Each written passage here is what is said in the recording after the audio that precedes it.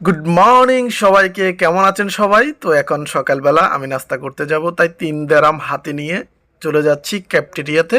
দেখি 3 দেরাম দিয়ে কি খাওয়া যায়। তো একটা চা এবং একটা পরোটা নিয়ে নিলাম। তো নিয়ে রুমে চলে আসতেছি, রুমে বসে আরামসে খাবো। তো রুমে নিয়ে এসে দেন পরোটাটাকে চায়ের মধ্যে চুবিয়ে চুবিয়ে খাচ্ছি। বাংলাদেশের মতো এখানে অত জাঁকজমকভাবে নাস্তা করা হয় না। শর্ট টাইমের মধ্যে আমাদেরকে নাস্তা করতে হয়, তাই চায়ের মধ্যে পরোটাটাকে চুবিয়ে নিলাম, দেন পরোটাটা খেয়ে নিলাম। এই হচ্ছে প্রবাসীদের সকালবেলার নাস্তা। ম্যাক্সিমাম প্রবাসীদেরই এভাবে নাস্তা করা হয়। তারপর চায়ের মধ্যে একটু চুমুক দিয়ে সেই একটা প্রশান্তি পাইলাম।